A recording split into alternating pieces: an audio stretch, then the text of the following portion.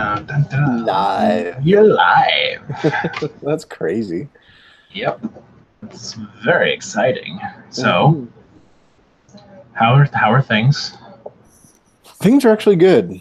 So the Donald is coming to Topeka on Saturday, so we're getting all prepped for his visit. Do you have to go help out? Actually, I don't. Um, That's good. Olivia has homecoming tomorrow night, so I chose to work the street and go home.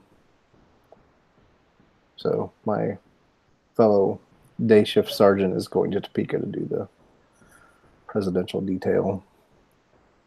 So, Well, it's and good it that you sounds don't like they have to actually, worry about it. yeah, well, and it sounds like they're actually getting to meet him. So, you know, Interesting. he's big on that whole meeting. What are you looking at? I want to show you. I need to show you something, Oh, okay. and this is going to be proof on people who watch this back later after we're done being live why they need to watch the show.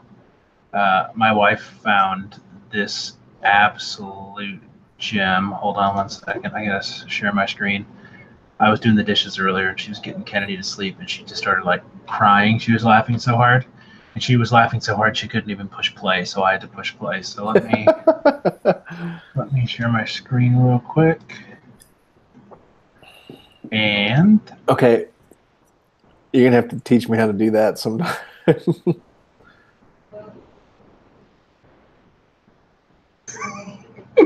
Oh my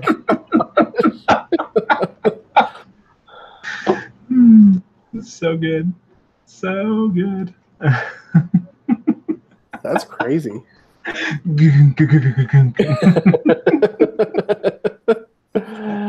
I was like, oh, it's coming up to the drum part, and then just a Think Beauty, Dave. That's all that was. All right, well, so, oh, that's what I wanted to do.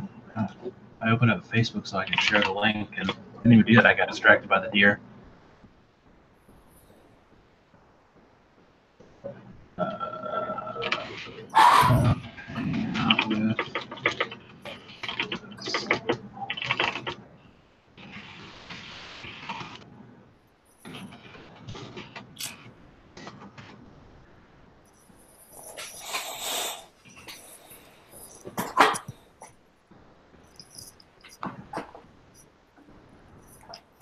All right, that's being shared. That's done. So, how's Kansas? Um, Good. Okay.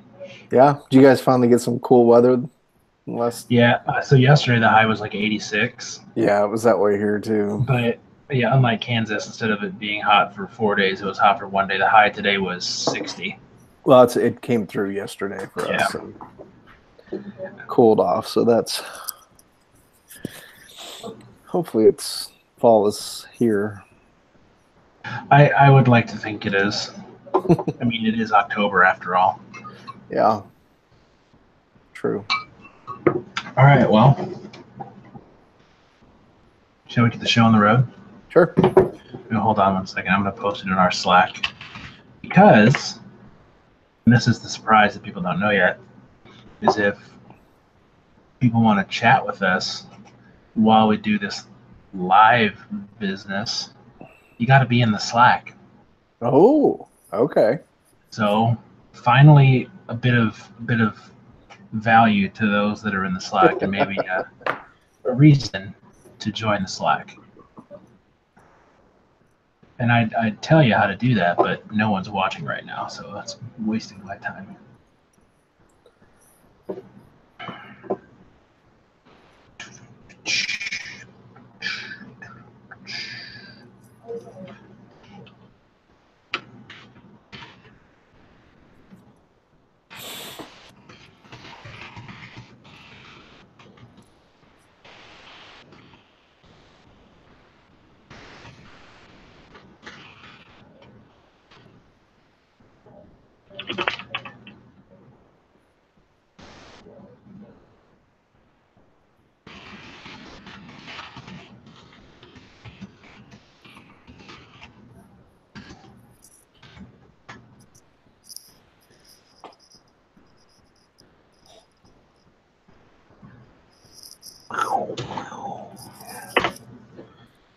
And now, make it so. All right.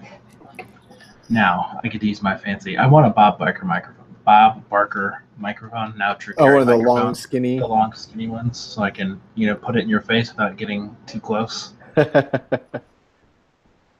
All right. So, are you good with the topic that I posted? Yep. Yeah.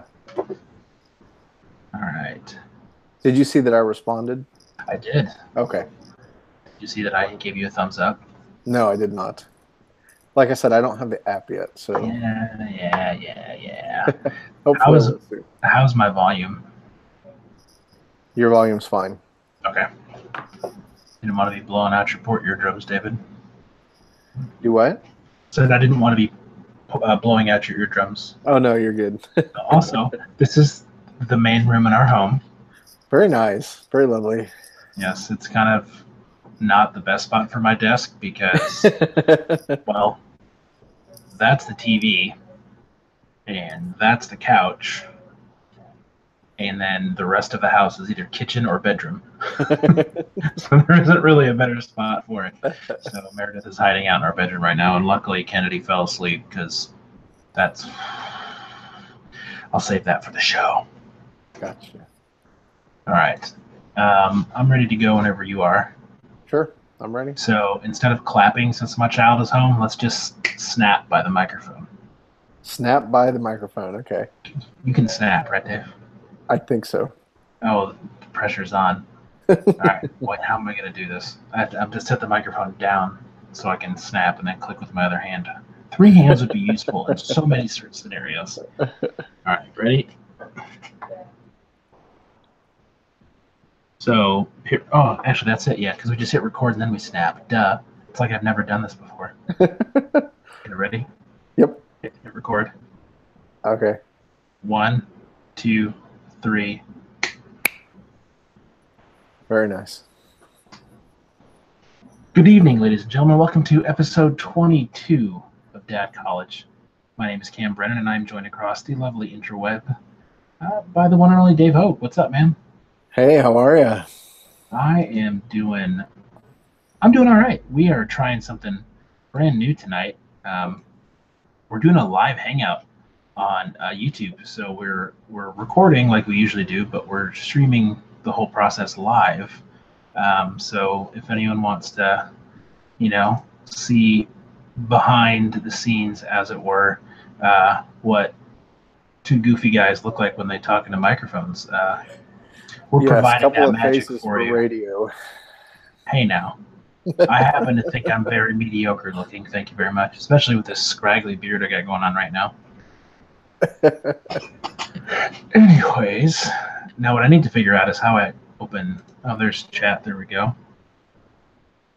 Just in case anyone decides to chat with us there. But also, the best way to chat with us while we do this live show is on our Slack, which you can find out about if you go to patreon.com. That's patreon.com/supermegacorp, all one word. You'll find out all about the rewards and how you get in on our Slack to hang out with other people that listen to this show and the other shows on the Super Megacorp Podcast Network. But enough business, Dave. This is Dad College. This is a show about being really, really, really good at being a dad, right? We don't really have a slogan. We need something better than that. Yeah, doing our best at being a dad. That's pretty accurate, I'd say. So, my kid, my dear, lovely, almost 2-year-old daughter, will not sleep, Dave. Oh, no. I feel like this is a theme on this show. She didn't take a nap today, so the 3rd day in the last 8 days where she hasn't napped. So 4 o'clock till 7 or 8 is just meltdown city. Because she's so tired that all she can do is scream and cry. Plus, she got the cold that Meredith had. Oh, so no. She's snotty a bit. So it's just, this is like my refuge for the evening. She finally fell asleep at like 7 o'clock, which is the earliest she's fallen asleep in a really long time, even though that should like be totally normal for her.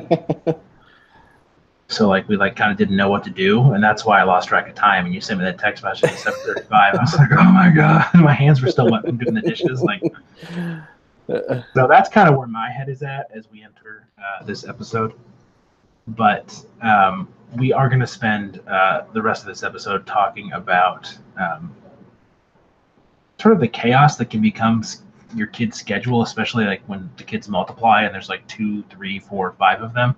Yep. And they're of the age where events are happening, whether it be sports or school events or club events or church events or hanging out with friends or trips or, you know, all of the stuff that so easily can clog your calendar. And I know my kid's only like 2, but this has already started to happen with us for like library play groups and MOPS and Hope at Home and some other group that like Meredith has, I think, like 3 or 4 days a week, something going on with Kennedy.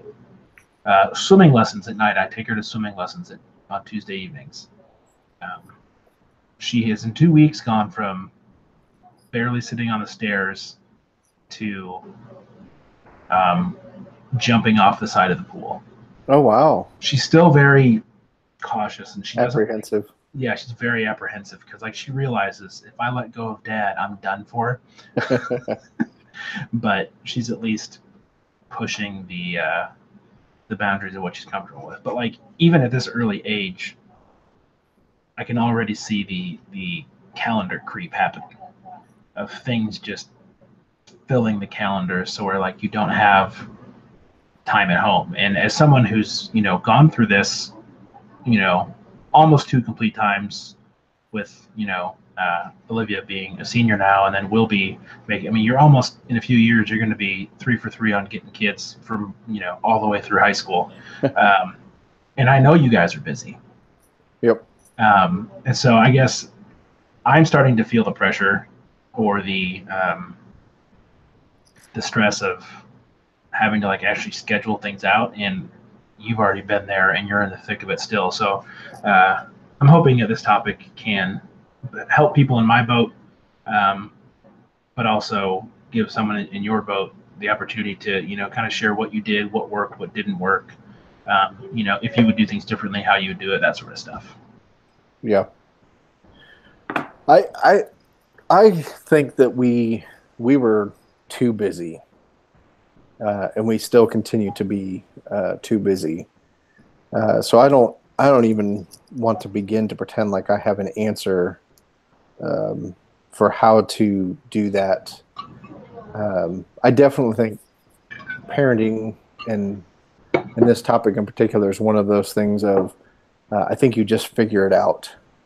I'm also of the opinion that while being too busy or busy can be a frustrating experience, I think not having your kids involved is also is probably more dangerous than being too busy. Your kids having too much free time, too much downtime is not a good thing, because that is certainly where the things that I think that's where you get in trouble. I really do. So I am a big advocate for kids being involved with things, but you definitely have to work at keeping a balance with that. And I think that's easier. I think that is much easier said than done. So my parents, they kind of took it to the extreme. I think we were required to go to school. We were required to go to church on Sundays. We were required to go to youth group, whatever night of the week that was. And then I was required to have a job once I was old enough. And then I was allowed to do one extracurricular activity that was organized. So be it sports or a club or whatever. So I wasn't allowed to do, like, say, soccer and Boy Scouts. I had to choose one. And I chose soccer. But, I mean, that was, and there was 3 kids. We weren't allowed to do travel sports either. So we couldn't do any club sports. We couldn't do any travel. It all had to be local. And so like we were really restricted in what our, organized activities were allowed to be outside of school, church, and youth group. Which one, it allowed me to work, which was good because, I needed money for like, buying guitars and stuff like that because they're not cheap. Yeah. But two, it also like let me get most of my homework done when I actually wanted to do it, and it let me have fun and hang out with friends and have a social life. So there were benefits to it for sure. But in the moment, it really sucked when I wanted to do a lot of stuff, and my parents just kept saying no. And that was really tough. I think it was harder on me than it was on my sisters, but that's also probably just based on me knowing the full depth of how I dealt with it and not really being around. I was off in college when they both went through all that because they're so much younger than me. So it could have sucked equally or worse for them. I'm just totally unaware of it. Yeah. So we, as parents, we definitely, as the kids got older, there was you have to pick what it is that you're going to do. Now, I will say that when they were younger, and I'll basically say elementary school. In elementary school, there's kind of this trying to figure out what it is that you want to do. And so both of our daughters had multiple experiences in terms of Caroline did dance. She did voice lessons. She was very much our performer. She did do taekwondo for a while. She did basketball for a while. And then Olivia is more of our athlete, and she played soccer. She played volleyball. And for a while there, she was doing both soccer and volleyball on like, not so much travel teams, but it was like a competitive team. And as they get older, you really kind of, I think it's wise to pick something that you're good at now, or you're good at, that you choose to focus on. So like, but even in that, when Olivia decided to focus on soccer, she still went out for the school volleyball team. And, so I think there's definitely a need when they're younger to allow them to experiment and to try a lot of, I'm not even going to say a lot, try more than one thing and kind of figure it out what it is that they want to do, and give them that freedom to say, this is for me, this is not for me. I think that's quite okay.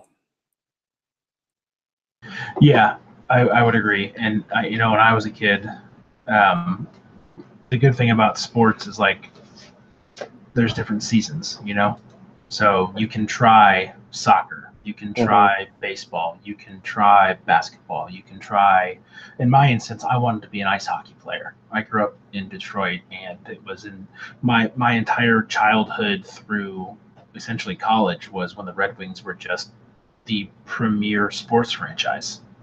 It's like them and the Patriots, really. But the Patriots weren't until the 2000s. So like the 90s was all like, for 20 years, I think 23 or 24 years, they made the playoffs in a row.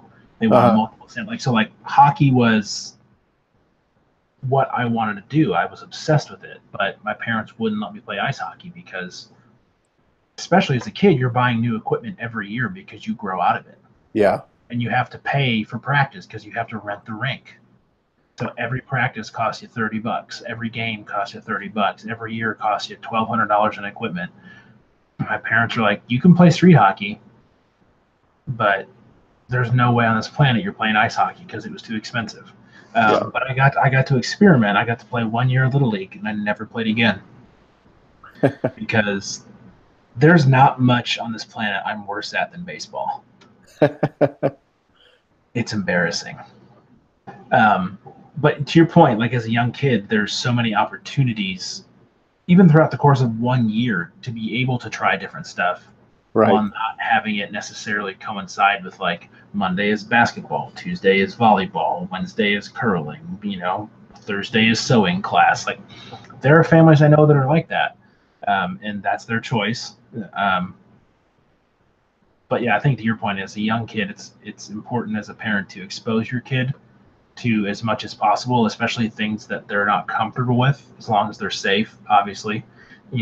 Like sprinting across the highway, probably not a good thing to involve your kid in, but like if your kid is apprehensive about playing a sport but shows interest, is just nervous, like it's a really good opportunity for you to push your kid to try something and to get them used to doing, not even used to, but to get them to do something out of their comfort zone, to gain the experience of being uncomfortable.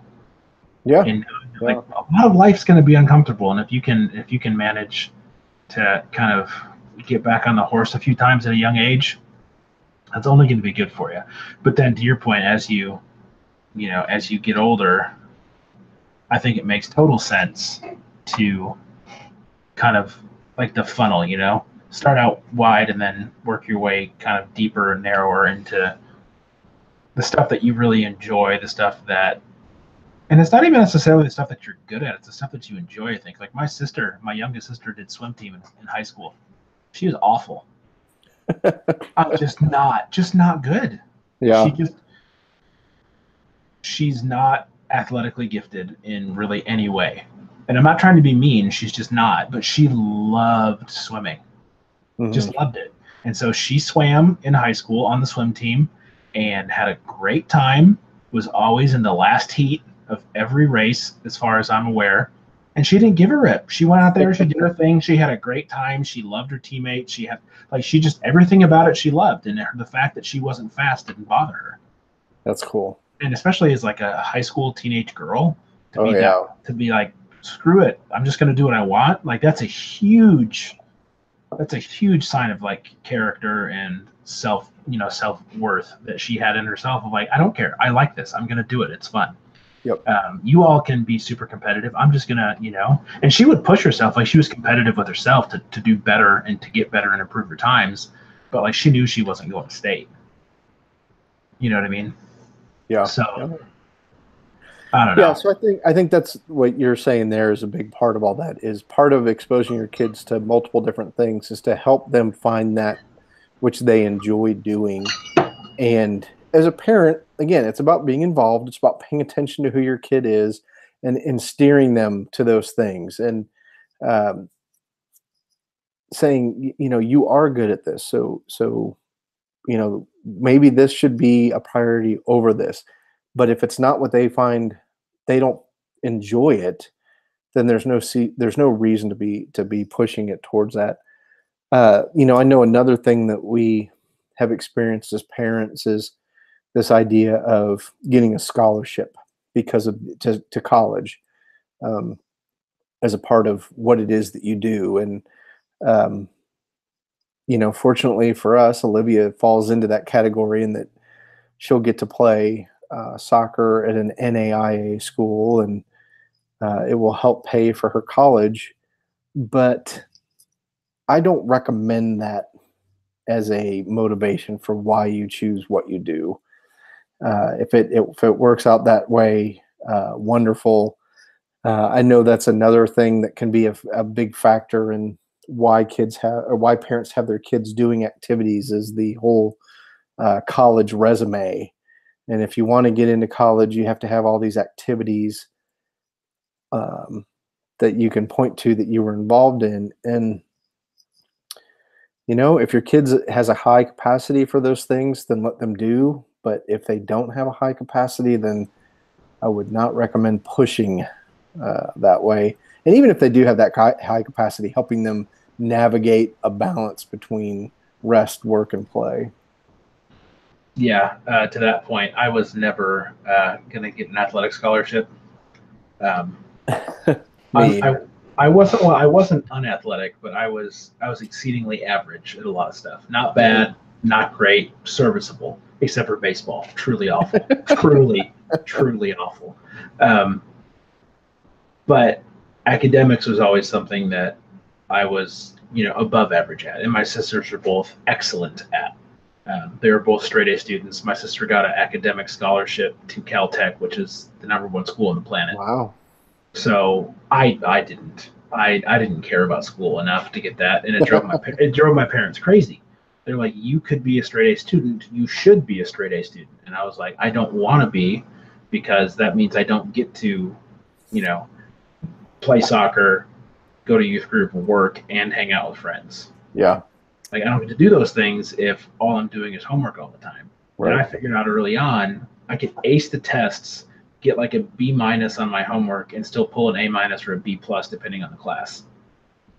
And so, like, I figured out how to game the system as like a freshman, which drove my parents crazy. But like, here, the point of the story is that when it was time to graduate, I was eligible to be part of the National Honor Society, which is, I don't think is a big deal. I think it's like, I thought it was so stupid. You get like an extra tassel or like rope thing around your neck, and you get like, oh, you're part of the National Honor Society. I'm like 20% of the kids in the country are part of this. Like, it didn't. the whole like elitist, like, ooh, I'm an NHS scholar or whatever. It's like, it just, everything about it pushed me the wrong way, and and it's not something that like you achieve the grade point or whatever. But then you have to like fill out an application and do all this extra crap just to get an extra cord door around your neck and like a little piece of paper that says, hey, guess what? You're part of the National Honor Society.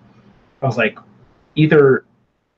So that part annoyed me too. Is like, I earned it, but then I have to go do this extra work just to jump through the hoops you want me to jump through so I can wear your stupid cord. I said, I'm not doing it. Yeah. I refuse to do it. This is like, everything about this goes against like everything that I believe. Like, this is so dumb. This is like elitism for elitism's sake. I can't even handle this. I'm not doing it. It made my mom crazy.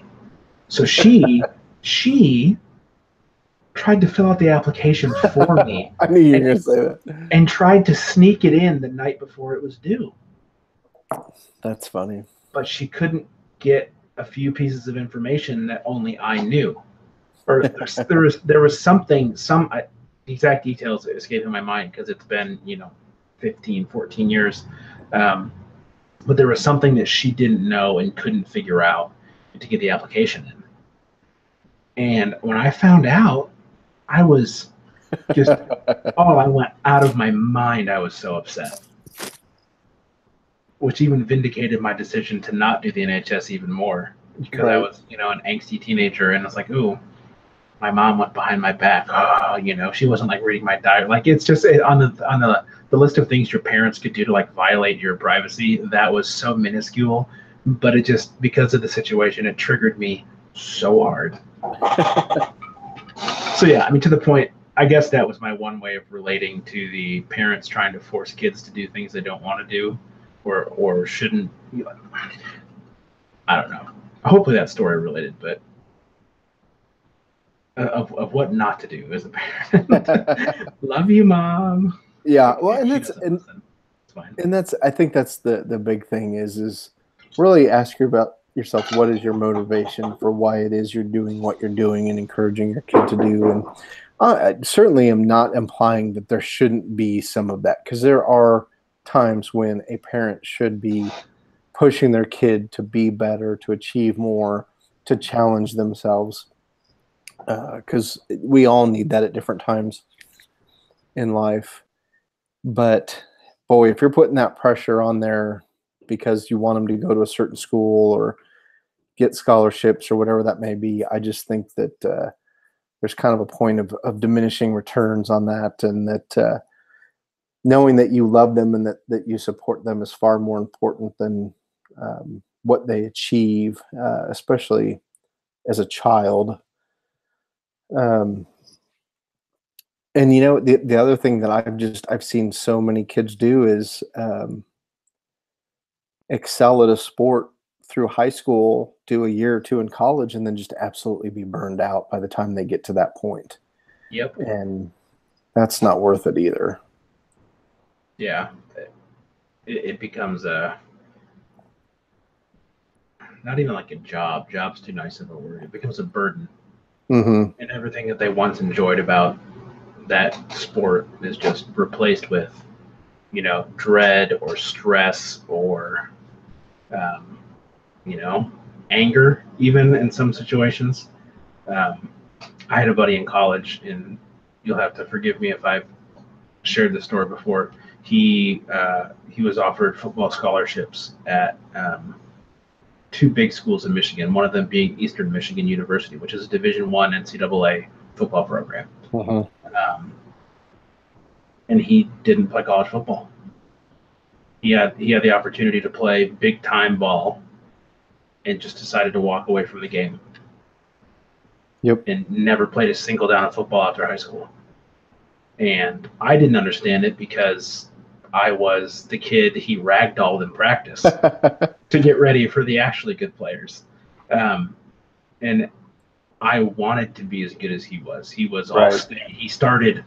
He was offensive starting guard and defensive tackle, starting both sides. The only plays he was not in the game for were field goals and kickoffs and punts.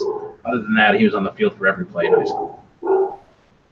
And I was jealous, and I got to watch him get offered what was my dream, playing, and he was just like, "I'm good, I'm fine, I'm fine." Yeah, and I never understood it until I still don't understand it. But the way you just put it there, of just like, there's so much pressure on them to do well to get the scholarship, and I think he saved himself probably a year or two of just, I don't know if pain's the right word, but just, unhappiness.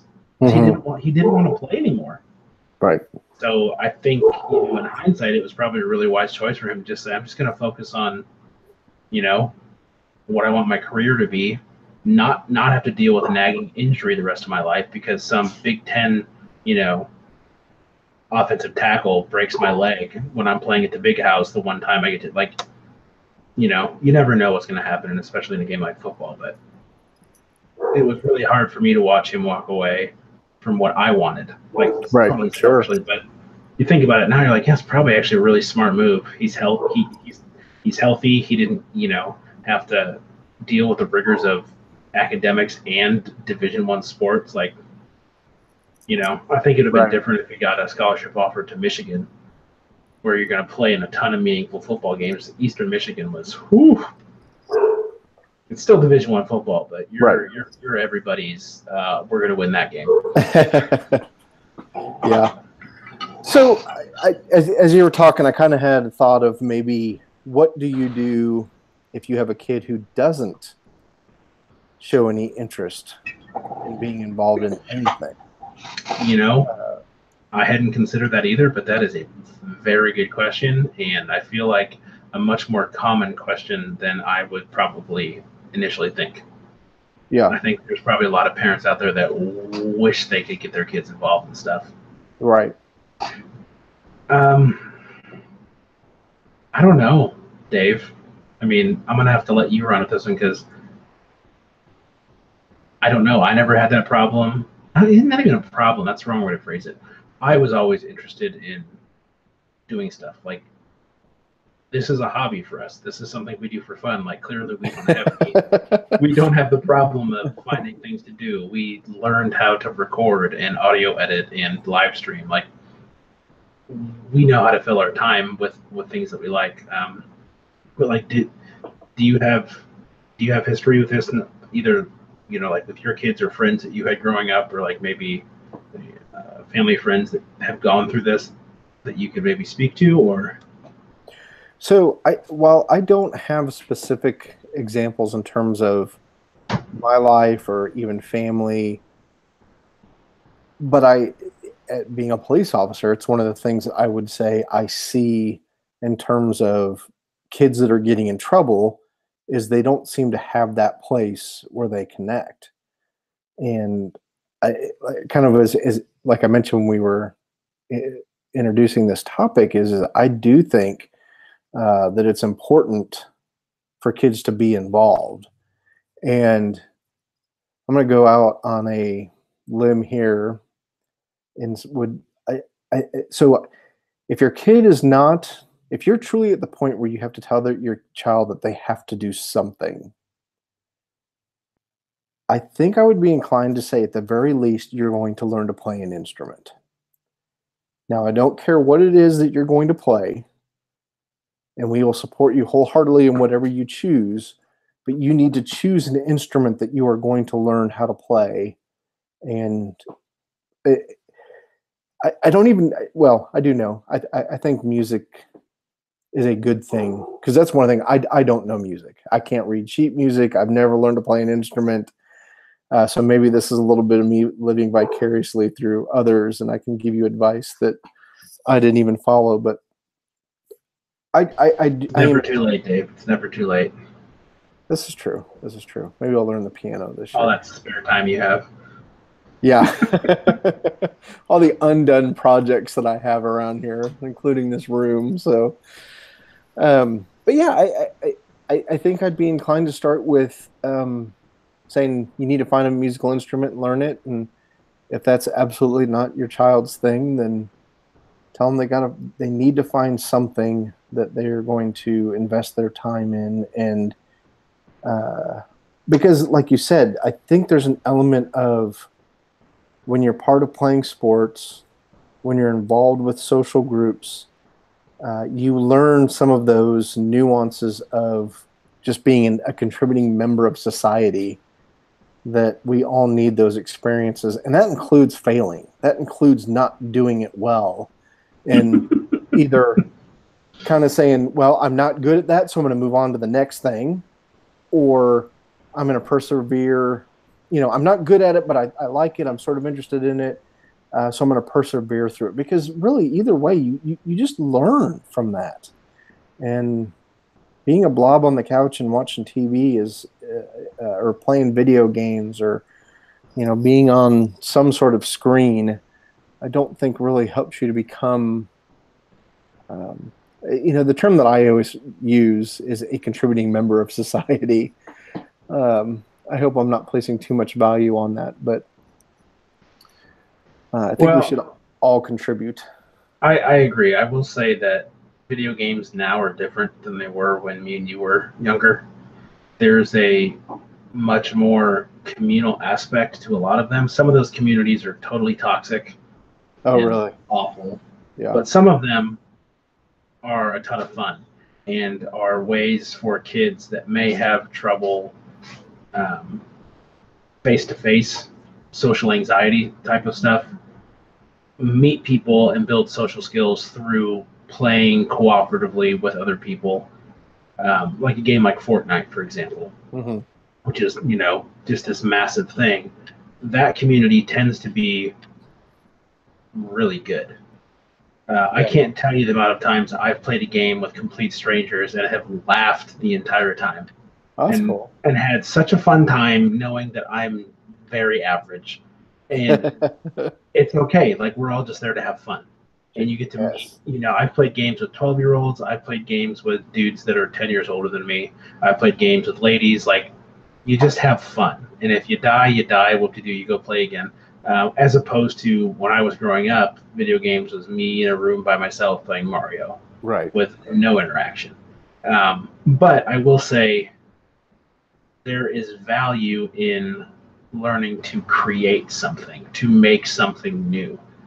There's value in it. There's value in it because you get to express yourself. You get the pleasure and the joy of building and making something. And whether it's, really bad or really good or somewhere in between, like, it's still your thing. And so whether that's learning an instrument, or whether that's learning a language, or whether that's learning how to program or design on a computer, or that's, building something cooperatively in Minecraft with friends on a server, like that sort of thing takes on a new flavor nowadays, just with what technology allows you to do remotely. But I mean, as a musician, I would want everyone to learn music at some point, but it doesn't necessarily have to be that. It can be learning how to do a different language. It can be art, painting or drawing or scripting. It can be all sorts of other things. Learning Spanish is a really good idea. Learning Mandarin is probably a really good idea. Just based on how the world economy is going and how things in this country are going. So, like, there are options for parents, and with the onset of technology, they're not all necessarily expensive or out of reach. There's an app called Duolingo for iOS that will teach you for free languages. Wow. I started doing it for German a while ago, and then German got real hard, and I stopped. Um, but like, if you want to learn Spanish and you can't take it at school for whatever reason, um, that's a free alternative. Even if you're using it on a 7-year-old iPad you got off eBay for $25, that's a cheap way for you to learn how to do something Yeah. that's going to benefit you in the long term. So there's just opportunities if you look for them and get creative about, like, okay, I don't have a ton of money. I don't have a lot of resources. I don't have a lot of connections that are going to help my kid in this area, but I do want them to learn an instrument.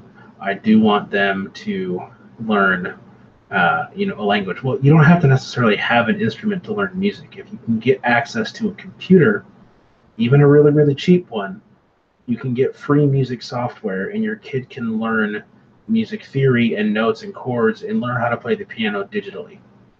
Wow. So they may not have the physical ability to play Rachmaninoff, on an 88 key grand piano, but they know how to produce digital music, which is 80% of what you hear on the radio. Mm-hmm.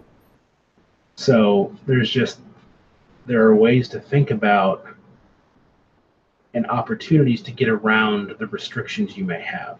And if music is out the window and language is out the window, then maybe they learn how to do something with their hands, work on cars, fix electronics, tinker with stuff that you can get out of a trash heap or get at a swap meet or a flea market.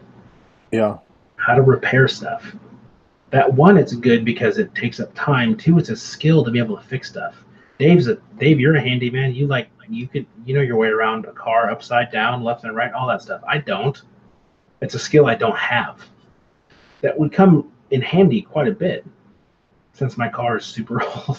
But like I feel like I'm beating a dead horse at this point. I think I've made my point.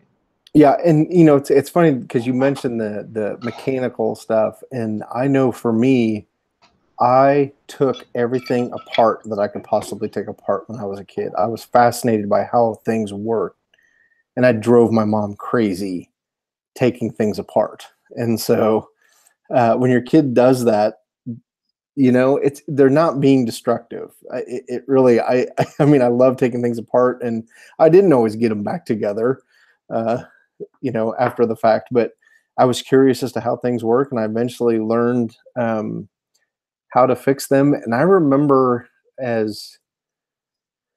it was before I turned 10, because we still lived in Des Moines, Iowa. I actually took a bicycle repair class because I kept taking bikes apart and drove my mom crazy. And one of the things that I learned in this class was, on a pedal bike, when you go backwards and you actually put on the brakes, there are actual brakes within the crankshaft that can be replaced. And before I was even 10 years old, I learned how to do that. So I didn't even know a bike had a crankshaft. Yeah. So between the two pedals is a crank, and then there are actually little. And that's what stops the pedals from. Yeah, but there's actually little discs. Well, I don't even know that disc is the right word. There's little pieces in there that, when you reverse the direction, they actually, friction is created and they lock down on each other, and that's where the braking comes in.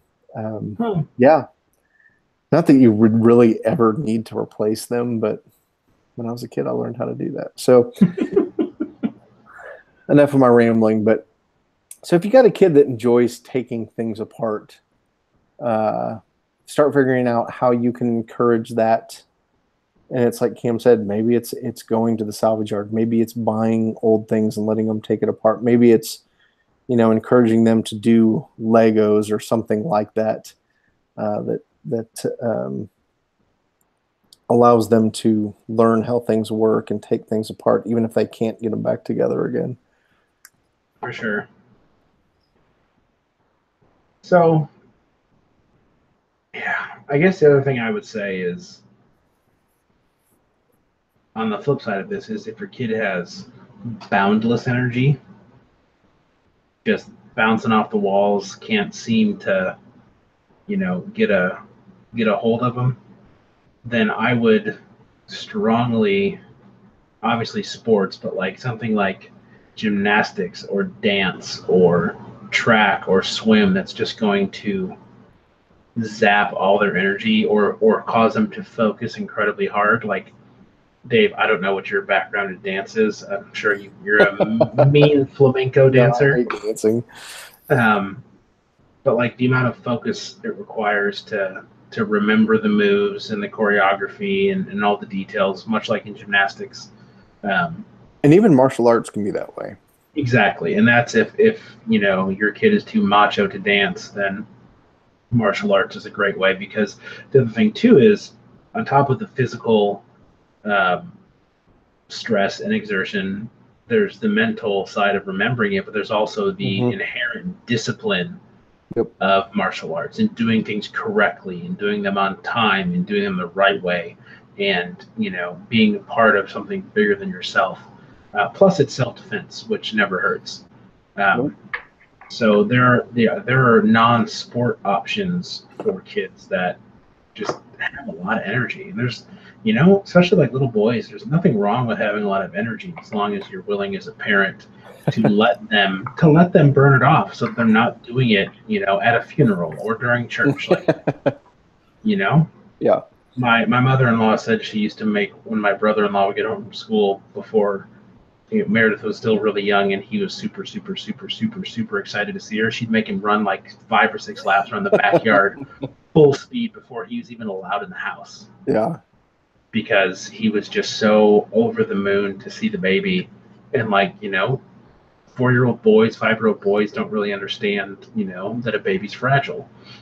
So she would just make him sprint like a madman for like 5 or 6 laps around the yard until he like was, sucking wind. Okay, now you can come in. Here's some water. Sit down. I know you're tired. Now you can hold the baby.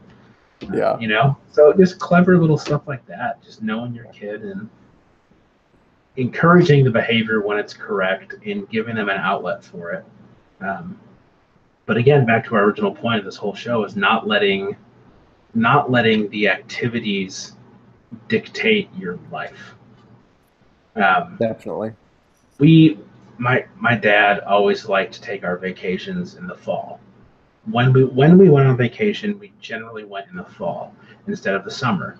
And in Michigan, school always started after Labor Day. So, we would take our vacations late September, early October, which meant we missed school. And his reason was it's just prettier in the fall. The leaves are changing colors, the weather is nicer. It's just generally more pleasant that time of year. So why would we not take advantage of that and go somewhere pretty or exciting?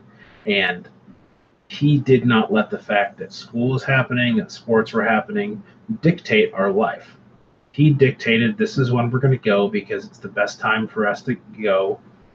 And it made my teachers crazy. They'd always laugh at him like, you're kidding me, right? Because he would ask for the homework ahead of time so we could do our homework while we were gone. We would come back, have all of our homework. If we had to take a test early, we would. Like, he was willing to work with the teachers far more often than they were willing to work with us because they thought it was ludicrous that we were leaving school for a week or a week and a half, a month into the school year. But and that's not to say my parents did everything perfectly, certainly not. But that was a case in which my dad said, time as a family is more important and we will dictate when it happens instead of what Right. the schedule says is going to happen. And that's an extreme example, obviously, but there are ways as parents to guard family time or to guard just downtime for your kid. Like Yeah. the amount of high schoolers and college kids I worked with at the coffee shop that were just burnt out like beyond zero because of school and work and sports and family stuff. Like they were just all running on empty. And I'm like, you need to cut stuff out. Yes. Like that means you work 6 hours less a week just so you can sleep an extra 2 hours every other night. You know what? That's fine. Figure out a way to spend 60 less bucks every 2 weeks. Or whatever the math shakes out to be. But yeah, I think as parents it's a twofold thing. It's it's encouraging our kids to get out there and to try stuff and to find out what they like and what they're good at and what they enjoy. But it's also the opposite side of that coin is protecting their time and their energy and their ability to be able to relax and to stay healthy. And, that's mentally as well as physically and emotionally. And that's a juggling act. Like, that's spinning a lot of plates. And, Mm-hmm. you add to that multiple kids if that's the case. And then all of a sudden you need someone to protect your schedule and your time and your mental, energy. And so you just think about like single parents that have multiple kids, and it makes absolute sense that it seems like there's never going to be an end to it, and the amount of stress that's there, especially if money is an issue. On top of that, it's, as someone who's just getting into this whole parenting thing, it really is eye-opening to think about what could be, and Sure. how blessed I am to be married and to be near family, and not to make it about me. That's not what it is, but it just really is. If you sit down and think about all of the ways in which a person can be pulled in multiple directions, maybe guarding your schedule and your kid's schedule is a really good choice in the long run. Yes. So in all this, how important is church? To me or to other people? I don't know. I guess to you, but to me, it's very important. As someone who is a Christian and who wants to continue to grow in my knowledge of God and my knowledge of Scripture, and in the way that those change my life and how I treat other people, and what matters to me and what I place value on. Being at church on a regular, consistent basis to me is just a way to remind myself of what is really important. Uh-huh. And it's not church attendance for church attendance sake. It's a time to just kind of be in a place where I can focus on what I know is true, what I know is right, and then let that kind of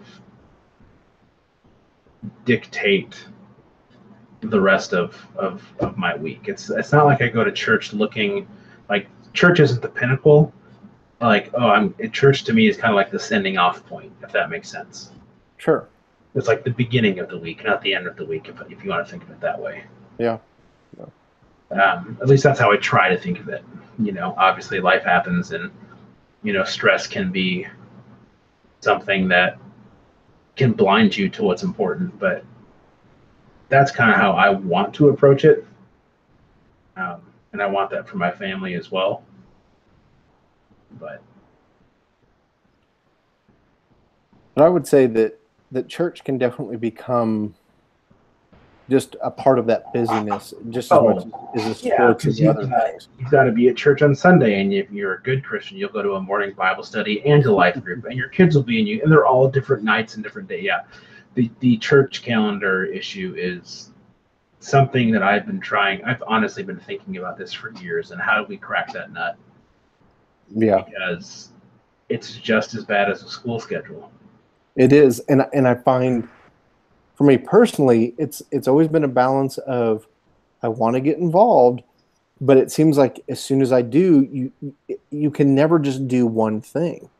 It's like as soon as you say yes to one thing, you start getting multiple commitments and multiple asks, and again, I don't completely want to go down this road, but my point being is church can be as much a part of our busyness as the soccer and those other things, and it needs to have its proper place in all of that.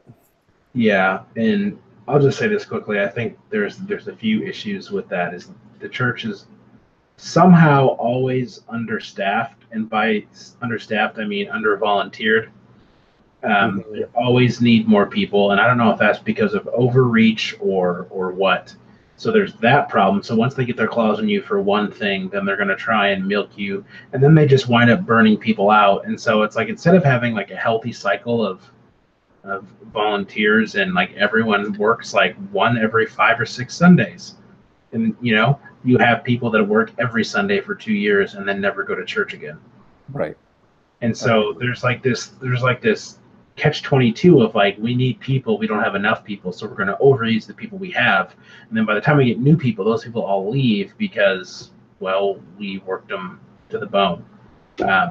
And so I guess like the magic, the unicorn, as it were, of church is like getting enough people to volunteer at a very, very sustainable rate, so that no one feels burnt out, but people feel plugged in, and then you can actually take the time to like build into their lives and get to know them, and it's not about asking for one more thing. It's like, hey, you just want to like go grab a cup of coffee, or hey, you want to watch the baseball game, right? Or hey, let's have your kids over and we'll roast s'mores in the backyard.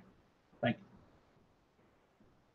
that's way better than, please, dear God, teach the second grade Sunday school class, please, please, please.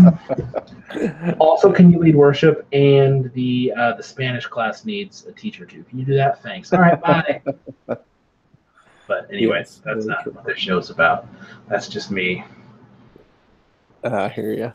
Commenting.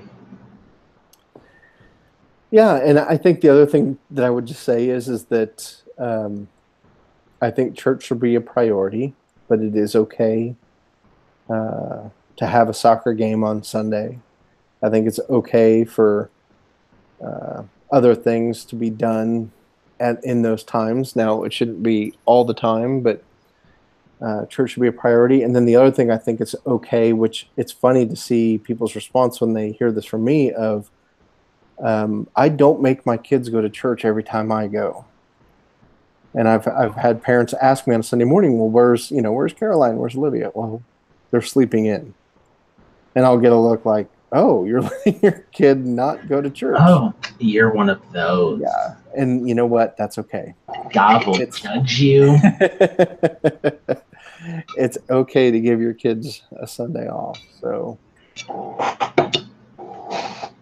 Well, I did not expect to talk about church this episode, but I suppose it makes total sense.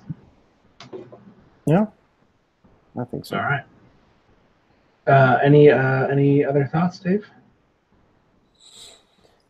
Yeah, I think my biggest thought is just check in with your kids and make sure that they're doing what they're in wanting to do, and give them that freedom as a child to switch gears.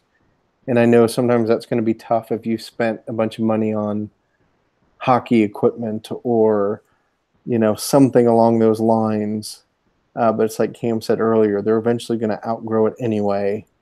And it's okay to move on from that financial investment, because it's really not about the money. It's about helping your kid really be who God created them to be, and be the best individual that they were intended to be. And that, as we all know, that takes some exploration and sometimes some failure and some just saying, no, that's not me, and I shouldn't be spending my time doing that. So give your kids that permission. Agreed. All right. Well, this was about 30 minutes longer than I thought it was going to be. It is amazing how it always goes by. All right. Well, thank you so much for listening. For those of you that popped in on the live stream, thanks for doing that. And if you want to get any show notes for this show, once it goes live on our podcast feed, you can go to supermegacorp.net/dadcollege/22. You can find Dave on Twitter at David J. Hogue. I'm at Cam Brennan. Our email is hello@supermegacorp.net, and Patreon is patreon.com/supermegacorp. All of those links are at the show notes. So if you're listening on your mobile device, slide around, you'll find the show notes somewhere. And if you're listening on your computer, well, you've already found our website. So there you go. And well, I think until next time, that's going to do it, man. We appreciate you listening. Bye. Bye. All right. Well, that was fun.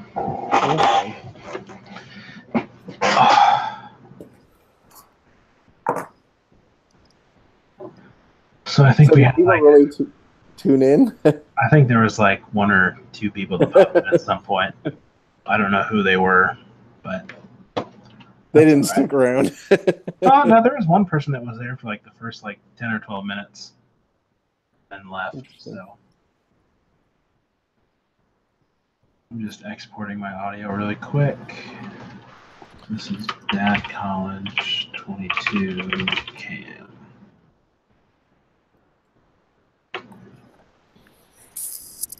Okay.